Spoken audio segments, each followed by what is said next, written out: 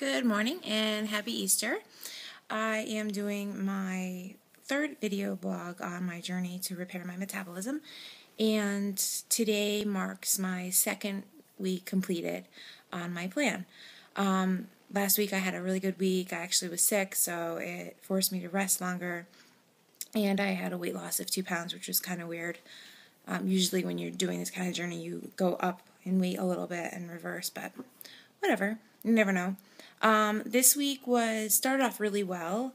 I had my cheat last Sunday, and I think I overdid it, which I mentioned in my other video. So this week I was really careful in eating everything that I was supposed to.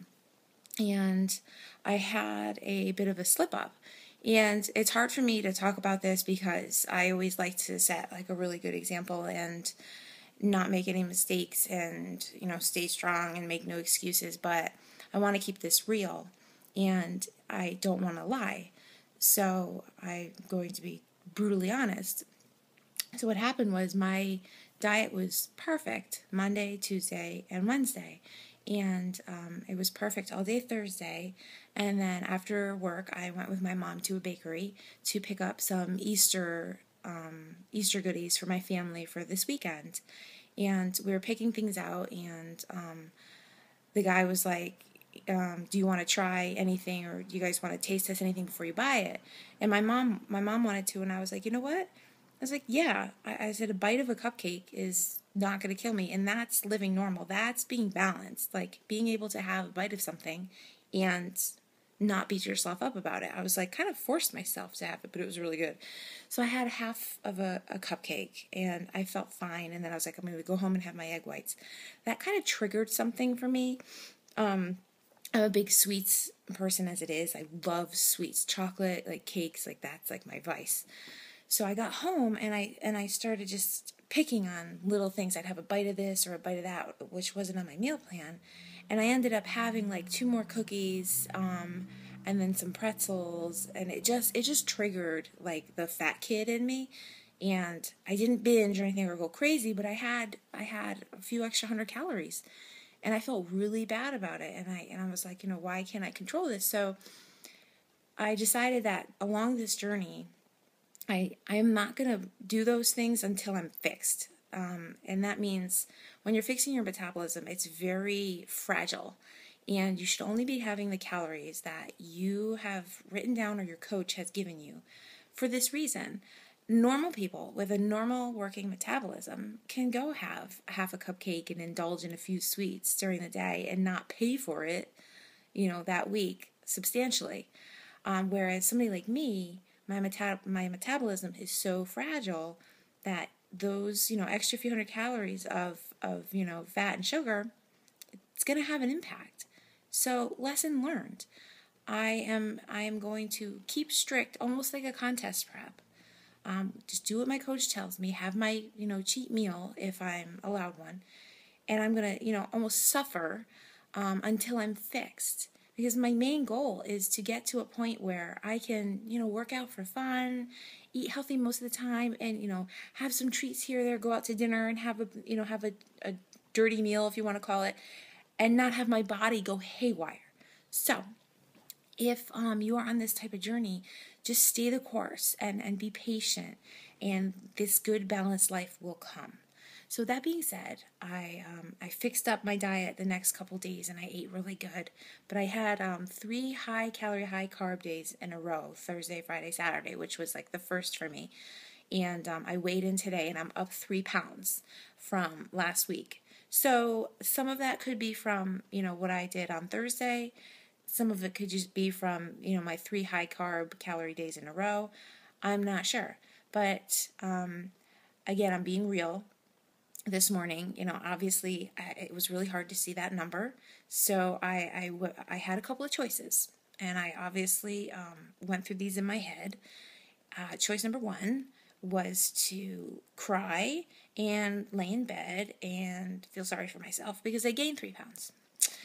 Choice number 2 was to sit on the couch and just eat whatever I wanted, have some cookies or sugary cereal and just eat all day because I don't care.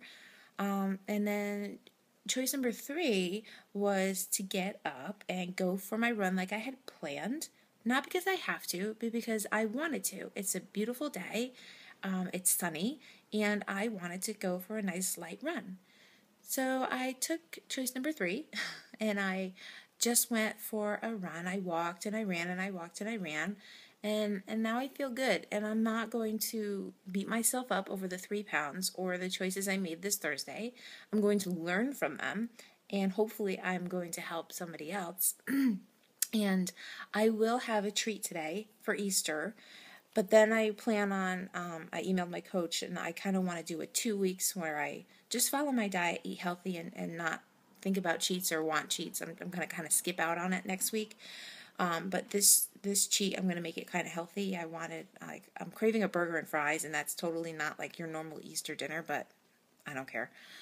So I'm going to get like some 93% lean meat, whole wheat bun, some healthy cheeses, and I'm going to get some baked sweet potato fries and bake them. So I'm going to kind of like do it like a little cheat meal, but keep it clean.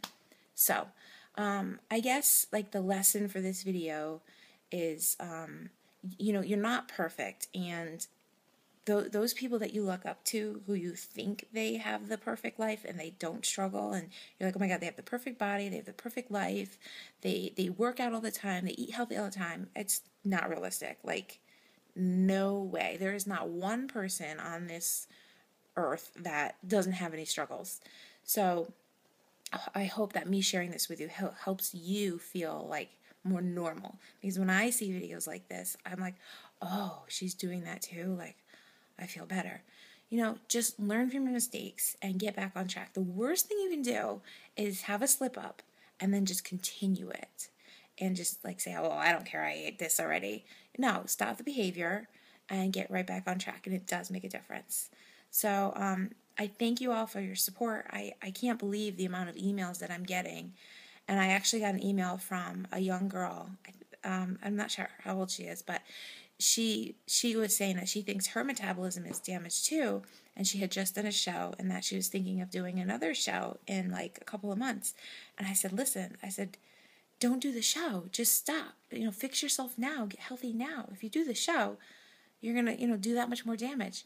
And I didn't hear back from her for a few days, and I thought, oh my gosh, I probably said something wrong or whatever. And then she emailed me back just the other day saying, I've decided not to do the show and I'm going to work on fixing myself. I was like, that to me, like, that one email, that one person has made all of this hard work and all the pain that I'm going through worth it.